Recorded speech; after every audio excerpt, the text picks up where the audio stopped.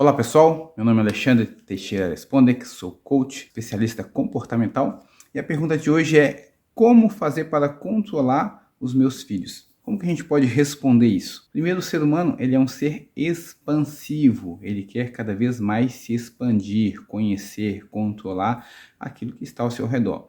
E os filhos, como reflexo dos pais, a primeira coisa que eles querem fazer e vão fazer é entender como que o ambiente se comporta, como que funciona, repetir os comportamentos e expandir a sua dominação e o seu entendimento daquilo que está acontecendo. É natural dos filhos tentar se sobrepor aos pais. E é natural dos pais tentar controlar os filhos, né? E esse controle, de certa forma, ele é errado.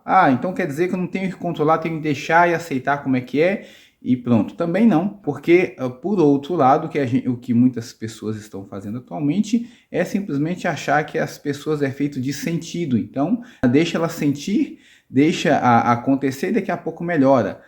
Isso é só o temperamento, então é só reagir segundo o temperamento e pronto. Não é só isso. O que a gente tem que fazer é, primeiro, entender o que está acontecendo, entender qual que é a fase do comportamento da pessoa, porque cada um de nós, como pessoa, como criança, como estrutura humana, tem fases do comportamento, fases do desenvolvimento. Se eu não consigo entender qual que é a fase que a pessoa está, eu não consigo ajudá-la a desenvolver. O nosso papel como pai não é controle, não é entendimento, mas desenvolvimento. Ajudar os nossos filhos a se desenvolver, aprender capacidades novas e a entender aquilo que são as suas capacidades. Assim, a gente faz com que essa pessoa se torne uma pessoa melhor.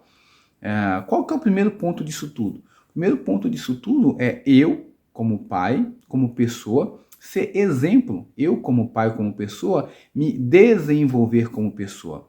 Assim eu estou mostrando para ele qual que é o caminho que ele deve seguir. Se eu sou uma pessoa rígida, inflexível, se eu sou uma pessoa que não quero aprender as coisas, que repito somente os mesmos comportamentos e comportamentos viciosos, estou no telefone o tempo todo, sou ignorante tanto com meu esposo, minha esposa, com as pessoas que estão ao meu redor, com os meus filhos, essa pessoa, essa criança, essa pessoa em desenvolvimento, ela vai repetir esse tipo de comportamento. Então, ela vai aprender como que isso funciona, vai buscar fazer o melhor de si mesmo. Quer dizer, ela vai aumentar esse comportamento num nível muito maior do que aquilo que você apresenta, fazendo com que a dinâmica da casa, a dinâmica do relacionamento fique difícil.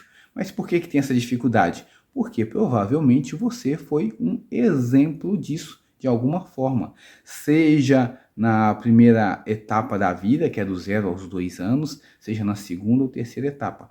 Quando a gente passa para a quarta etapa, já é incontrolável, porque a pessoa já se sente pessoa por si só, já é um adulto em desenvolvimento, que isso está lá na faixa dos 7 aos 12 anos. A gente acha que isso é uma criança, a gente tem cada vez mais denominado uma pessoa que tem em torno de 7 a 12 anos como criança. Só que na idade do desenvolvimento mental, o cérebro ainda não está pronto. Então a gente só trata como um adulto aos 25. Tudo bem, você pode até tratar como adulto aos 25, mas a partir dos 7 anos, essa pessoa está se desenvolvendo para ser um adulto.